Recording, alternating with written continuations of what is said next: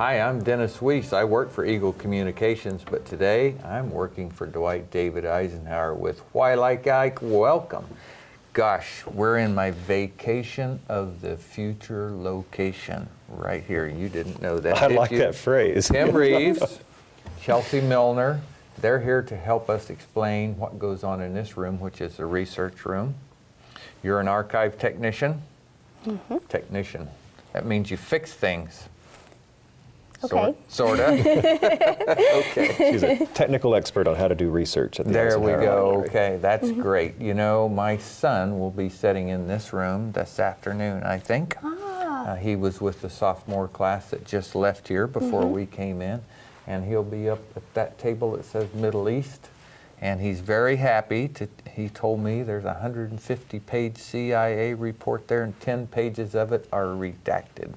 Very exciting. Tell us Yeah, a little we bit do. about that program, and that'll be a great place to kick off our show today. Well, we have 26 million pages of manuscript documents, and only 300,000 of them remain security classified. And it just so happens that that's one of them. He's very excited about that. So that sophomore class is an ongoing project, is it not? They come here every year? Every year. Okay. Right, Abilene High School sophomores come here and do research. They first have sort of an introduction to doing primary research in a history lab with our education specialist and archivist on our staff, and learn the difference between a primary document and a secondary document and what they're going to encounter here in the research room. And then they come over here for a few days of research with these original materials from the Eisenhower administration, and then make a presentation to their speech class. So it's really kind of a rite of passage for Abilene High School students. Yeah, it's one of the huge benefits of living and working That's right. and playing in Abilene, Kansas, America. It's unparalleled. First of all, that they can come to a place like this and do this, but this is Dwight David Eisenhower's place. Why Like Ike? They're going to think a world of Ike when they leave here. And one of their fellow Abilene High School classmates. That's right. So not everybody had a president who went to their high school. So it really is a unique opportunity for the kids who live here. One of the topics is Dwight D. Eisenhower boyhood years, and the 1909 Abilene High School yearbook is one of the sources that they use. That's just very cool. We can see most of the labels as we sit here at the table, and it's just, as we present on Why Like Ike all the time, the topics are just... Oh, that's right. You can see everything from the first nuclear submarine to Native Americans under Dwight Eisenhower, thermonuclear policy, the Salk polio vaccine, the Middle East, as you said, the boyhood years, and just on and on. I mean, the range of topics that you can explore here related to the life of Eisenhower is really unlimited. There's 48 topics they can choose from. 48?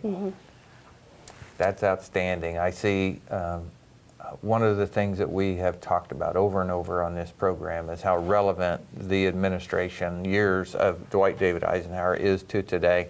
And it just rang a bell with me as I saw it. It says Homeland Security Civil Defense Program. I don't know if Homeland Security was a label then. You might be able to tell me, but the Civil Defense Program certainly was, and it led us to Homeland Security. It was known as civil defense then, but it's really the same thing. Same thing. And there was much greater fear of a nuclear attack back in the 1950s, and so there were drills at schools and businesses, and rather than calling them nuclear attack drills, they called them civil defense, which is a little less frightening than the prospect of a nuclear attack. Until you get under that desk and you look up at all that gum. That's right. So, okay, so I had a lead in to the show, and you said that's interesting. So here's what I want to do one of these days, and you may have to hold me accountable to this as a friend, okay? I want to spend a vacation here in this room. I have a specific time period in World War II and 2 geographic trails. One's North Africa, the other one is the re-entry to the Philippines. And I want to spend a week researching those 2 trails. What I'm going to do with it, I don't know, but the reason is my family. Right. Okay? So, and I live in Abilene, Kansas. How can I miss this opportunity? Well, it's here, and in addition to having President Eisenhower's pre-presidential, presidential, and post-presidential papers, we have the records of about almost 500 of his political and military associates, and we also have Army unit records. Yeah. which trace the activities of those units in the Pacific and European theaters throughout the war. They become very popular, not just with academic military historians, but family historians who want to trace their grandfather's or father's or uncle's service in World War II. And that's my primary interest. My name is Weiss. That starts with a W, and the 1972 fire in the St. Louis archives for the Army wiped out S through Z, sort of a thing. And so most of those Army records were destroyed. That's right. I am betting that I could accomplish what I would like to do from the unit records, and they're here. Yeah, very often they have luck, and they, even if they can't find a specific reference to their relative, they can at least find out what his unit was doing and on certain dates, and sometimes their names will pop up. Yeah. And so it does give them just that much more information about what their relative did during World War II. And I say that for another reason. We're here working under the program name of Like Ike. We're here promoting the visibility of the Presidential Library and Dwight David Eisenhower. And here's the point. If I can come spend my vacation here doing research, so can you. All you have to do is make a call, make an arrangement, tell us how that works. Well, your first stop is with an archivist at the Eisenhower Library, and you can contact us by phone, email, or a written letter, and they'll respond to you. And they'll do a preliminary search of our holdings and tell you what is relevant to your topic. And then when you arrive, you'll meet the archivist, and they bring you into the research room. You fill out a researcher application, provide a photo ID, and we have lots of reference materials for you to use. And eventually they'll pull you boxes and bring them into the research room, and you can get started. And then I can write my book, get it to the New York Times bestseller list. There you go. And then the Get to second retire. vacation's in the Caribbean. Well, for example, as Chelsea was just mentioning, our finding aids and subject guides. For example, here's one on Operation Overlord, the D-Day invasion. We also have all this material on our website as well, so they can do a lot of the Keyword searchable. Yeah, they can do a lot of that sort of preliminary research before they ever come in. And also something we should mention in terms of the type of research they may not associate with us is our public access computers here behind us through the National Archives, which is our parent agency. They can get access to Ancestry.com and a lot of nice commercial databases at no charge. I didn't know that. And do a lot of that genealogical research here. ProQuest history, news articles. Old newspapers. So All of that's new information to me, so I bet it's new information to you at home.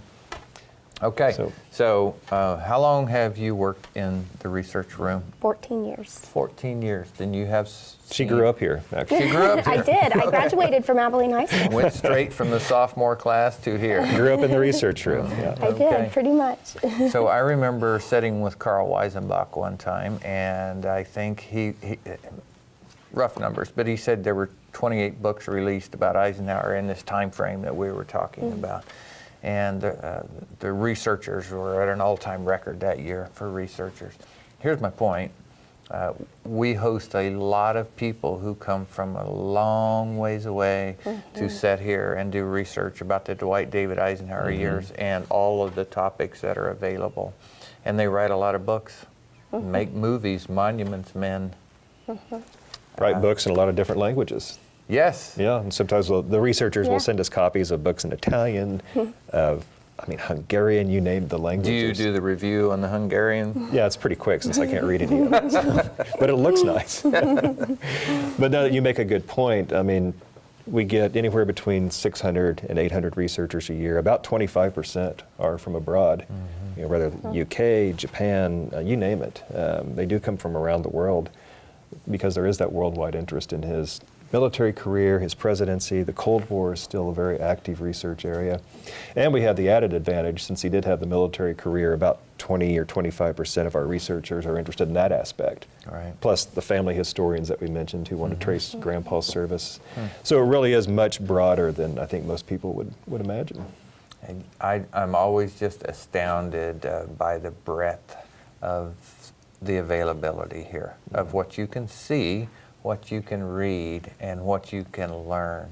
So exciting for me to come in this morning, even though I knew about the sophomore class coming. My son is in it, told me all about it, and I've heard about it before. It's different when you see it. So I walk in and I see all these kids, total silence in the room. heads down, reading, writing. It was a transfixing picture for me to see that. Well, we've said this on Why Like Ike before, but seeing it's different than just knowing it. And It is. That's It's different to see a, yeah. A document quoted in a book, and then to actually have that firsthand encounter with it, and become engaged with it. And some of the students last week who had the history lab, where they were just getting the introduction to the research process, were so excited that they came in here on their own later that afternoon and started their research early. So you never know what sort of interest that you're going to start in someone's life, and maybe lead to a career in history or teaching or archives. So. yeah.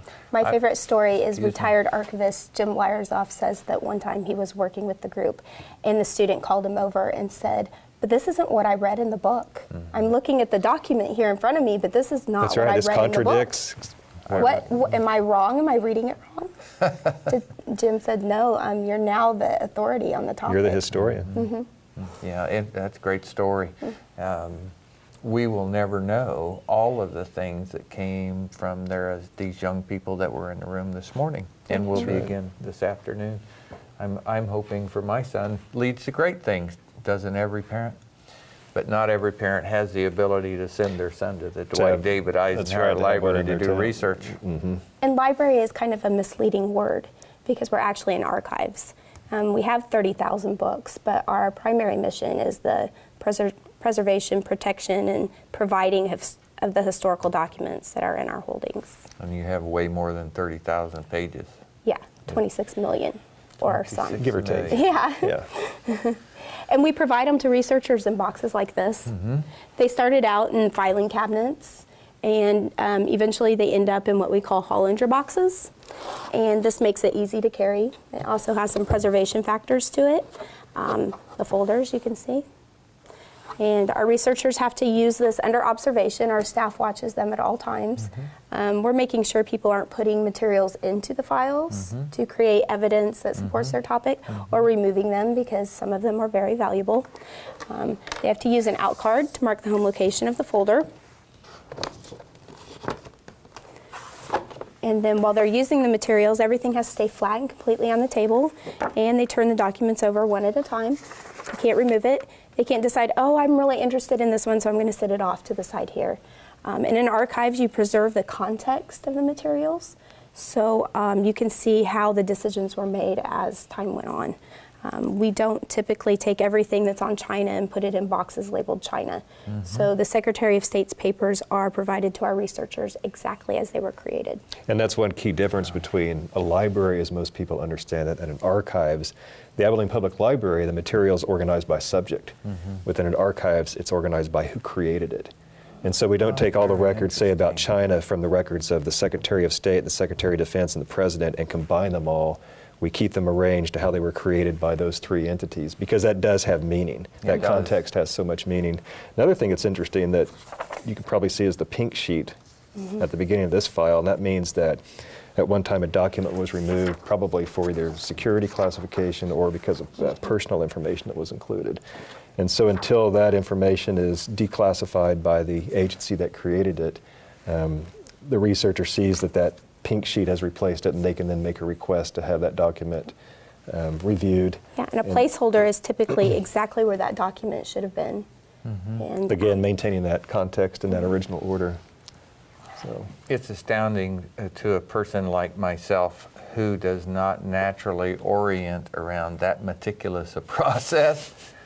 It's fantastic, the efforts that have been gone through for the preservation of history as it occurred, and that's what it takes to do it. Frankly, also, it gives some context to what you see in the news every day about how serious it is that you make those efforts to preserve history, not just for today, for the people that are living it, but how important it is for the people who follow us that history is preserved correctly. Yes. I deserve to see it the same way as the person before me, and the person after me should see it exactly the same as I did. Wow.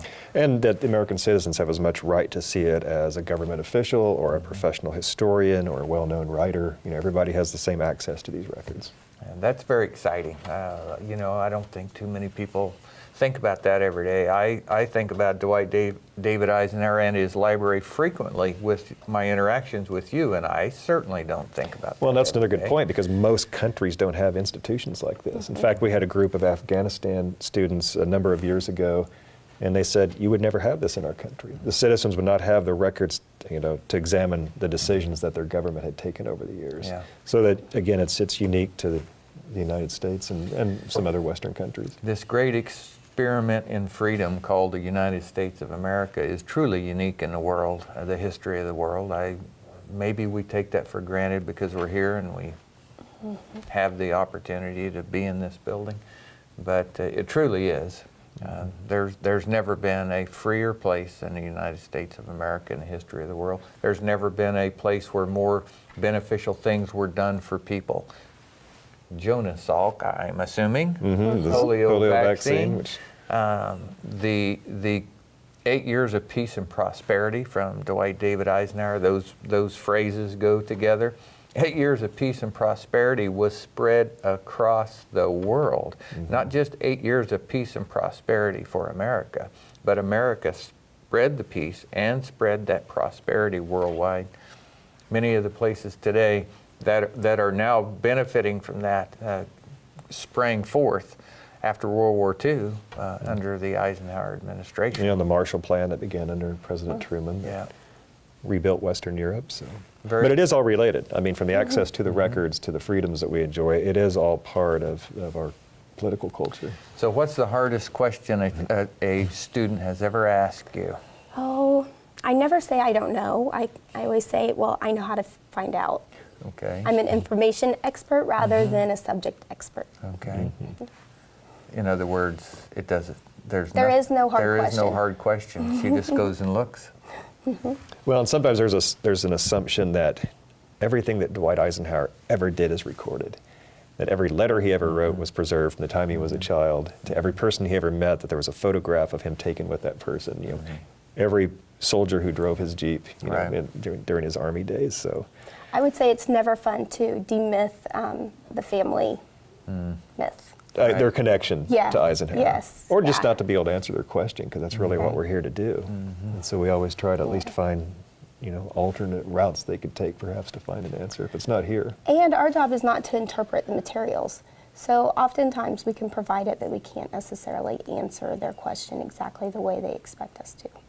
Wow, this has been very informative for me. Your responses to that question have just expanded my understanding of what it means to have an archive and what it means to be an archivist. And also what it means to the people who are watching, what they can come here and do.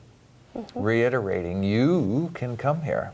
You can make an appointment to be in this room. You can search these records the same as anybody else in the world is available. And I would encourage everyone to do that. Our topics are so varied. We have 48 topics for our high schoolers, but that you could research anything. It really is unlimited. Yeah. So as I walked in and we're setting up the camera, I just walked some of the pictures, and you and I stopped, and right over here there's a fellow who's there is President Eisenhower, and there's the Shah of Iran. That's right. And young Queen Elizabeth Very young Queen is over Elizabeth. there. So seeing these pictures of history, and Roy Rogers is up there as well. It's just fascinating to me to see the pictures. Well, the range of Eisenhower's acquaintances, from world leaders to the actor Bob Hope, the golfer Arnold Palmer. I mean, he had a wide range of friends and associates, and that was one of his strengths as president. I mean, before he was president, he was always already on a first-name basis with people like Winston Churchill and other world leaders. It's a constant reminder to me about leadership, of which Dwight David Eisenhower exhibited about a high of characteristics in leadership as one can exhibit in the world. But it's formed on being able to have a relationship with people and motivate them to cooperate with you to achieve a task. And gosh, did he do that That was very his well. talent. That really was. Yeah. So good to be here, Chelsea. Thank you, Tim, as always. Thank you for your participation in Why Like Ike. I think this is maybe the most exciting one for me that we've done. I just can't tell you, folks watching, how thrilling it is to sit here and look at 48 place cards that sophomores in high school have access to through this program. You should take the time to talk to a sophomore in high school about this. Come here yourself. Do some research on your favorite topic, anything Eisenhower. So, you know, an inspirational thought as we leave, Tim? What would it be for you? Oh, gosh. Come on, you're an inspirational guy. Well, let's see. Just that you can encounter history firsthand at the Eisenhower Library, and you can make those decisions for yourself as to what those documents mean. Perfect, perfect. Chelsea? Oh, goodness. Put me on the spot there. I love being that first line, the preservation, protection, and providing of the documents. I'm not just protecting the documents, I'm also protecting your right to the documents. That's a good point. You can't have said it any better than that. Very well. Folks, we hope you've enjoyed Why Like Ike. We have sure enjoyed producing it for you. Thank you. We look forward to seeing you again. For Eagle Communications, I'm Dennis Weiss, Tim Reeves, Chelsea Milner. You have a great day.